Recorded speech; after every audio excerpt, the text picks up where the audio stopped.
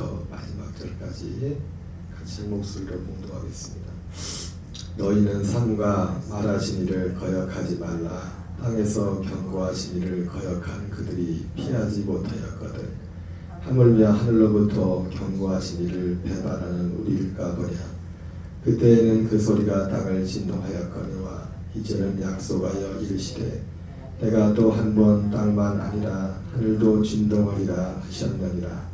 이 또 한 번이라 하심은 진동하지 아니한 것을 영존하게 하기 위하여 진동할 것들 곧 만든 것들이 변동될 것을 나타내시니라. 그러므로 우리가 흔들리지 않는 나라를 받았은즉 은혜를 받자. 이로 말미암아 경건함과 두려움으로 하나님을 기쁘시게 섬길지니 우리 하나님은 소멸하는 불이시니라. 아멘.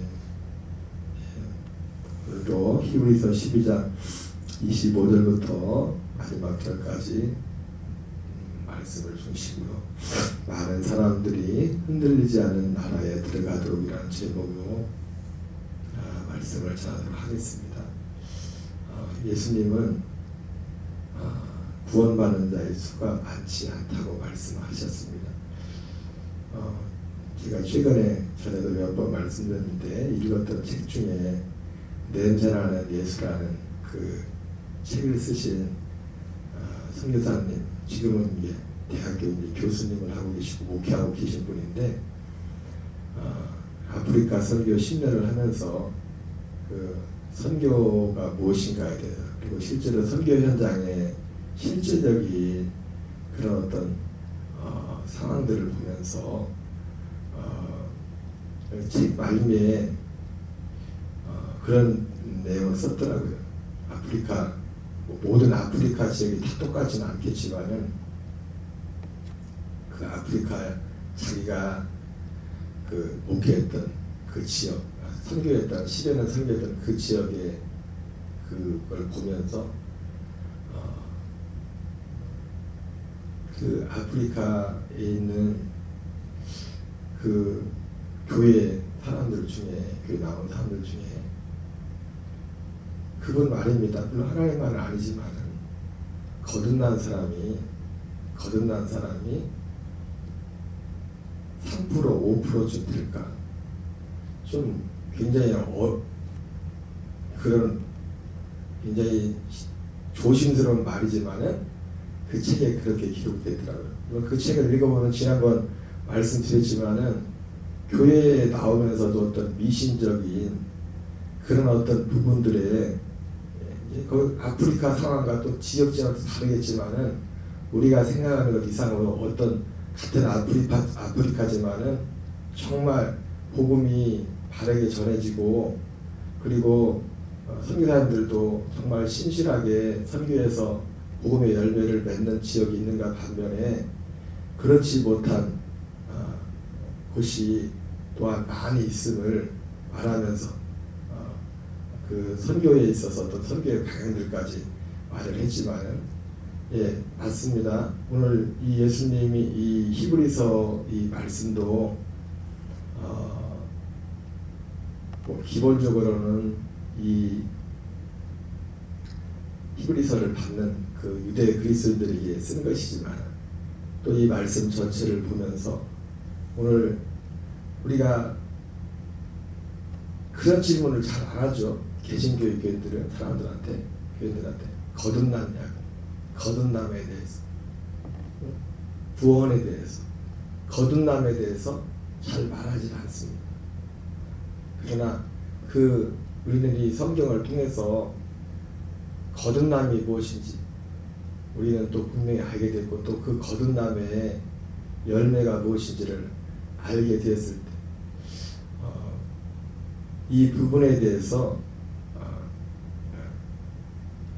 거듭난 사람은 거듭난 자를 삶을 위해서 그러는 것이고 또 거듭남에 대해서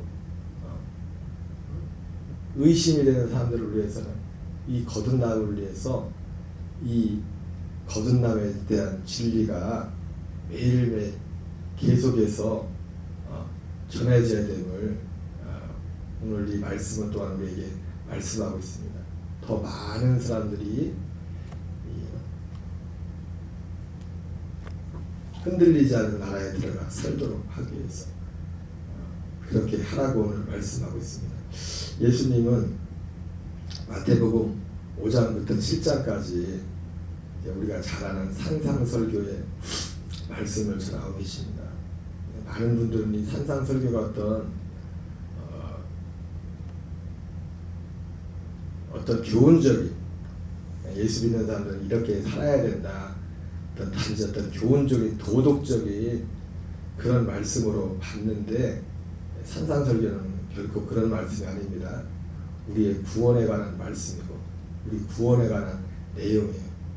제가 5장부터 7장까지를 여러 차례 말씀 가운데 중간중간 이렇게 인용하고 했었지만은, 우리가 그래서 이 구원에 대한 그렇게 말을 많이 했다.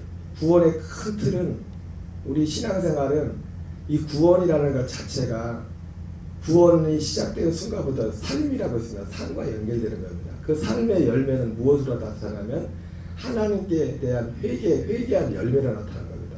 하나님께 대한 회개의 열매가 뭐라고 해서 가장 다른 게 아닙니다.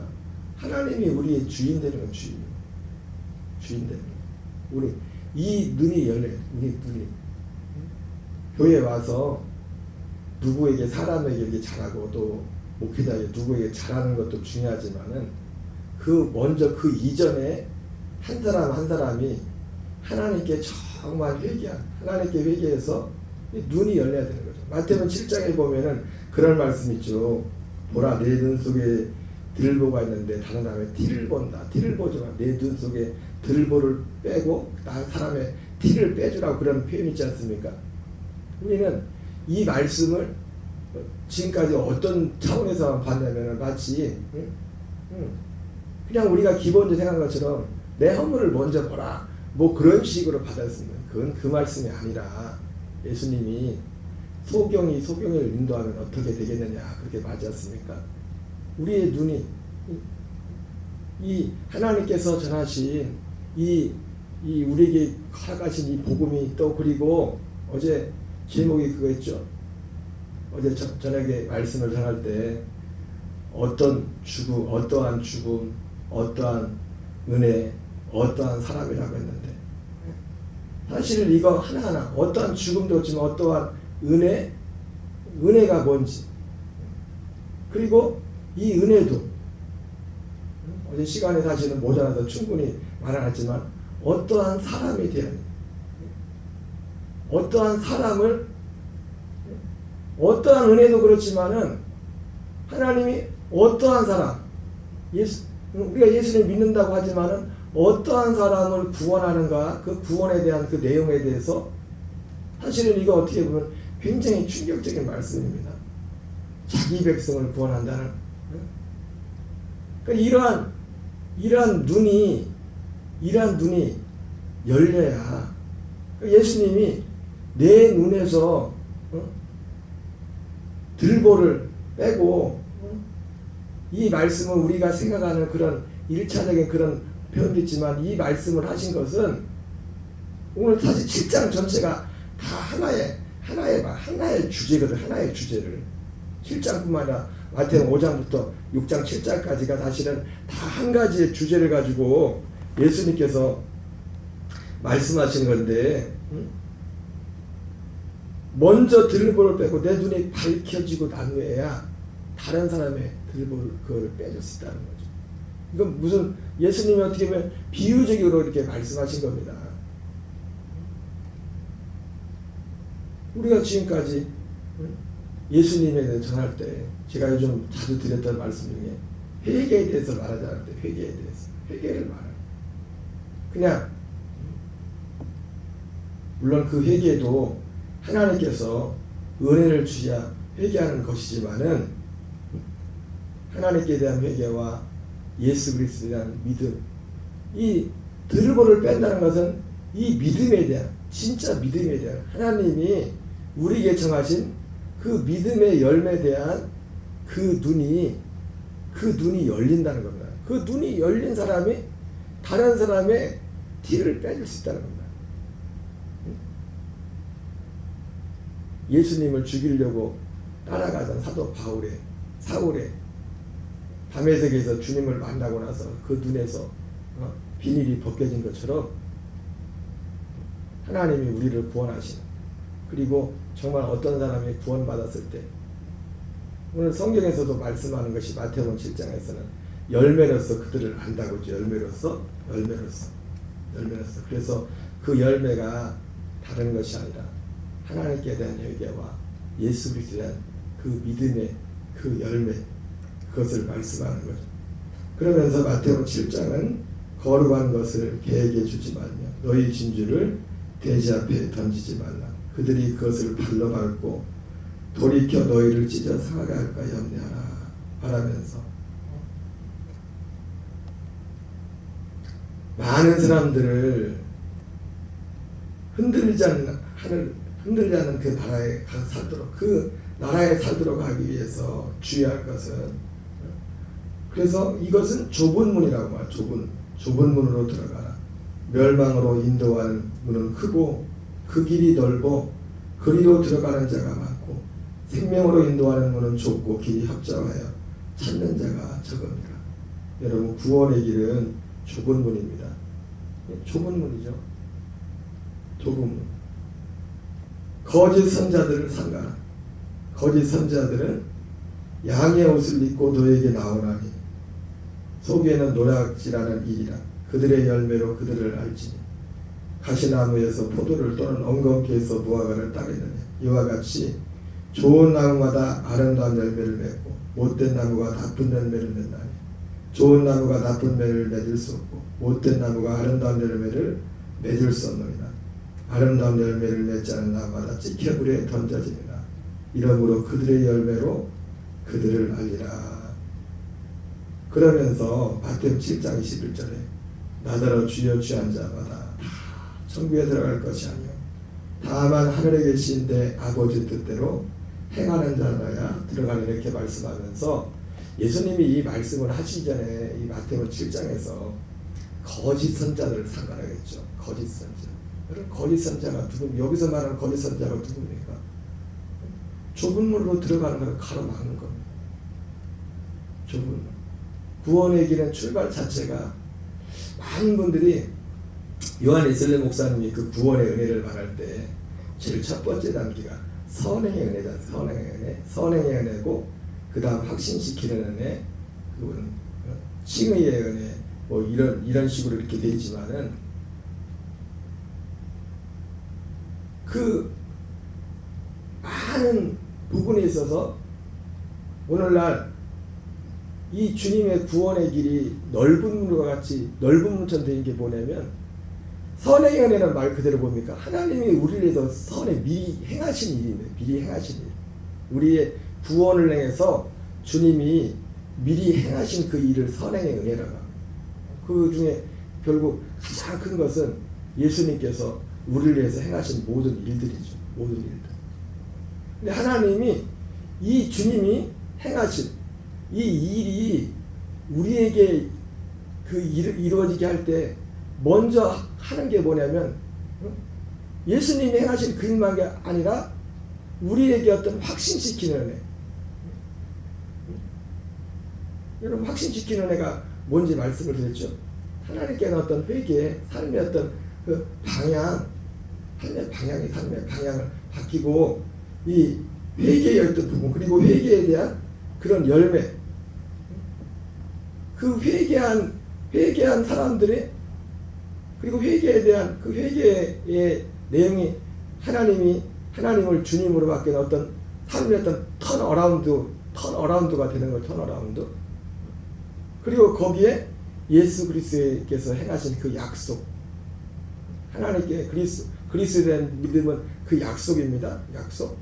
기본적으로 이 히브리서 11장에 나오는 그 믿음의 사람들은 다 이러한 믿음의 구조를 가지고 있었죠.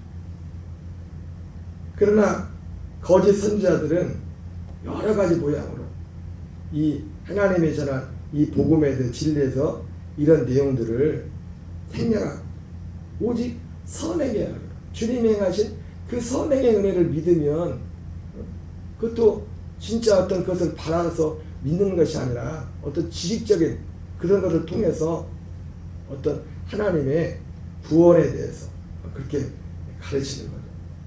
그 결과로서 그러니까 21절이 이렇게 나더러 주여 주한 자마다 다 천국에 들어갈 것이 아니요 다만 하늘에 계신데 아버지의 뜻대로 행한 자라 들어가리라 이렇게 말씀했을 때 그 이러한 일들이 일어나는 가장 큰 원인이 무엇인가를 마태복음 7장에서는 다른 것이 아니라 거짓 선지자라고 했어요. 거짓 선지자. 하도 예수님이 전하시고 예수님도 맨 먼저 오셔서 하시는 게 뭡니까? 회개하고 복음을 믿으라고 했잖아요. 세례요한도 그래서 예수님을 믿기 전에 정말 예수님께 어떤 사람들을 인도하기 위해서 먼저 왔던 사람이 세례요한인데 세례요한이 그래서 제일 먼저 한 게 뭐였습니까?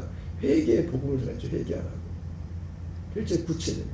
그 회개라는 것은 회개하라고 해서 회개가 열리는 게 아니라 실제로 어떻게 회개가 열립니까? 그 그리스의 도의 초과 같은 그런 분들이 실제로 믿어져야 열리는 거예요. 그것이. 천국이 정말 믿어지고 지옥이 믿어지고 내가 그 앞에서 내가 어떤 죄인인가 그것이 믿어지고 이러는 것이 될 때 우리의 삶에 진정 어떤 삶의 어떤 턴어라운드 방향이 바뀌는 겁니다. 바뀌는 겁니다. 많은 사람들을 흔들리지 않는 하늘나라로 들어가 살도록 그리고 거듭나서 그 구원을 이뤄가는 삶을 살도록 하려면 가장 중요한 것은 다른 것이 아니라 오늘 예수님도 그랬죠. 반대로 많은 사람들이 그날에 주님이 나를 모른다고 하는 그 원인 열매를 맺게 된 여러분 뭐든지 결과에는 원인이 있단 말이에요. 그 원인을 거슬러 올라가 봤다니까 마태복음 7장에서는 무엇을 말하냐면 거짓 선지자를 거짓 선지자. 사도들이 전했던 예수님 전했던 그 복음이 아닌 다른 복음, 구원파 같은 그런 모양의 그 복음이라는 그 복음, 구원파는 양반이죠. 어떻게 보면 양반이죠. 어떤 종교적인 미신적인 그런 어떤 신앙을 가지고 그럼 우리는 주님께서 많은 사람이 흔들리지 않는 나라에 살도록 하고 하려면 예수님이 하나님께서 우리에게 주신 그 복음의 두 기둥을 자세히 살펴서 이것을 전해야 되고 물론 이것을 전한다고 지식적으로 되는 게 아니죠. 오늘 마태복음 7장에도 나오지만 이 가치를 몰라보는 사람들은 이 안에 들어오지 못하는 겁니다. 여기에 들어올 수가 없는 거예요. 그러나 우리 입장에서 우리에게 이 눈이 열렸다면 우리가 이 안에서 살아야 되고 그리고 우리는 이것을 전해야 돼요. 이것을 전하게 되면 사도 바울의 말처럼 즐거움과 근심이 내 삶에 즐거움과 근심이 누구를 볼 때 이것이 우리의 삶의 즐거움과 근심의 기준이 돼요. 바울이 고린도후서 7장에서 하나님의 뜻대로 하는 근심 하나님의 뜻대로 여러분 정말 복음을 받으면 어떤 사람은 준비된 사람에게는 그것을 원했던 사람에게는 기쁨이 되겠지만은 이걸 원치 않은 사람에게는 근심이 됩니다. 근심. 그래서 어쩌면 부자 청년과 같이 근심하여 돌아갔다. 이런 일들이 일어날 수 있는 것입니다. 아무쪼록 오늘 이 히브리서 12장 25절부터 마지막 절을 보면서 그리고 또 올 한 해를 마무리하는 연말이 얼마 남지 않았는데 모르겠어요. 저는 제 마음이 한 해를 보내면서 감사하고 기쁜 마음이 있지만 어떤 마음 한구석에는 아직도 이런 안타까움과 가슴에 어떤 아픔들이 있습니다. 오늘 우리 녹동가정이라는 모든 교우들이 이 흔들리지 않는 그 나라에 가서 이 나라에서 온전히 행하는 모든 교인들의 삶에 진정 하나님 앞에서의 회개와 예수 그리스도에 대한 이 믿음의 분명한 믿음에 있어서 하나님이 원하시는 열매를 맺으며 사는 은혜가 있기를 주의 이름으로 축원합니다. 주기도문으로 마치겠습니다.